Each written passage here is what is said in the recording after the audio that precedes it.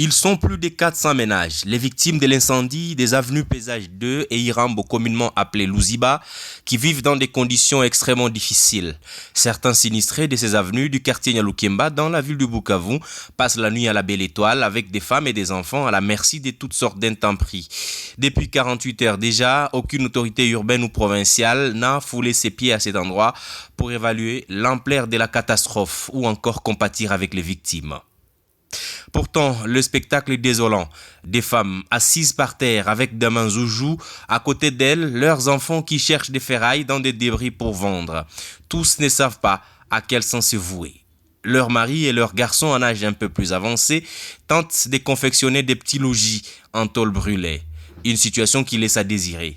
Ces victimes demandent au gouvernement provincial et aux personnes de bonne volonté de leur venir en aide. Vous le savez, un feu dévorant a emporté plus de 90 maisons, laissant ainsi plus de 400 ménages sans abri sur ces deux avenues. Kabisa depuis Lungula, depuis juzi tunateseka sana kabisa, vraiment gouvernement tusaidie, maana tunateseka sana, gouvernement tusaidie, upige hata so. Mie kwani kwa watoto 5 sina mbele sina nyuma depuis maana nyumba depuis Lungulaka wananga kwa Kiopi, sina bantu hapa Bukavu, bantu wangu wote wiko mbali.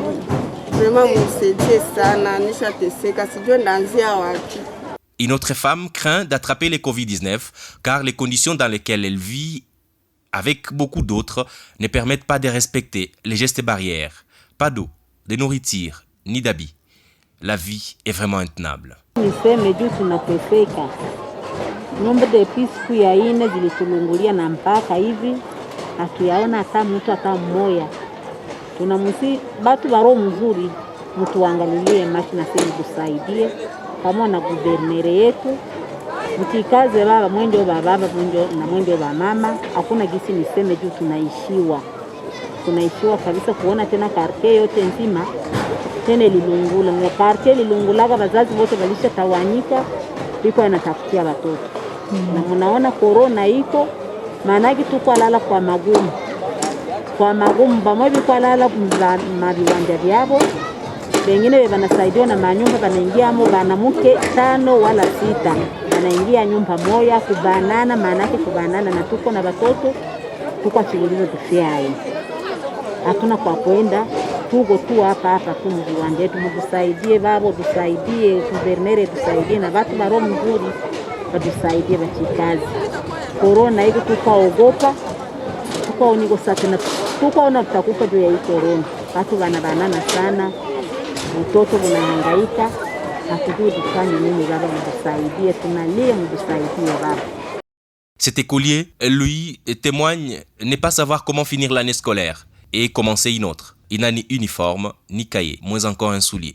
Na uniforme ya mwaka inatanza, inaisha, na ingine inatanza.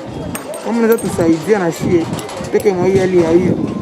Inaweza kuwa mzuri sana wazazi wetu. Huko wanafunzi depuis je disais kwa masomo juu ya hiyo. Uniforme tele Lungula. Yote makazi yote ikalungula, maana tunataka tutie dakika.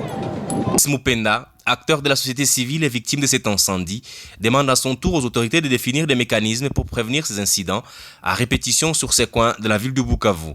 Dans les avenues Pesage et Irambo, les maisons brûlent régulièrement et laissent plusieurs familles sans abri.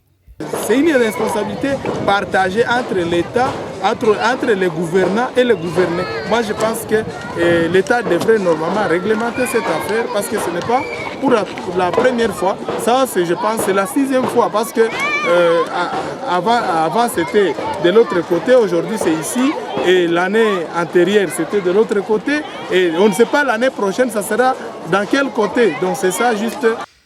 Pour rappel, un énorme feu a consumé plus de 90 maisons, dont une école primaire dans 2 avenues du quartier Nyalukemba, c'est jeudi 5 août 2021, selon des décomptes de la société civile locale.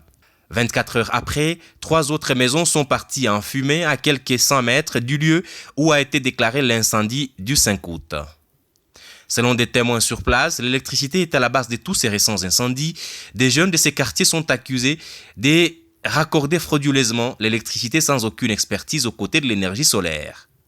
Et notre bémol, plusieurs victimes dénoncent les vols des biens qu'elle tentait de sauver lors de l'incendie par plusieurs jeunes qui disaient venir éteindre les feux. Notons que pendant cette saison sèche, plusieurs incendies sont enregistrés dans la ville de Bukavu, chef-lieu de la province du Sud Kivu et ses environs. Plusieurs ménages sont affectés alors qu'on enregistre des morts dans certains cas. La promiscuité des maisons dans plusieurs quartiers de la ville est à la base de la gravité des dégâts lors des incendies. Nombreux acteurs sociaux estiment que l'État devrait réfléchir sur comment délocaliser toutes ces personnes qui ont construit sur des sites impropres à la construction. Délocaliser, oui, c'est le souhait de beaucoup, car en effet, sur les sites d'Iluziba, à part les incendies qui font des dégâts énormes dans la saison sèche, la saison pluvieuse s'annonce également dangereuse pour de nombreux habitants, avec les collecteurs qui traversent nombreuses de ces avenues.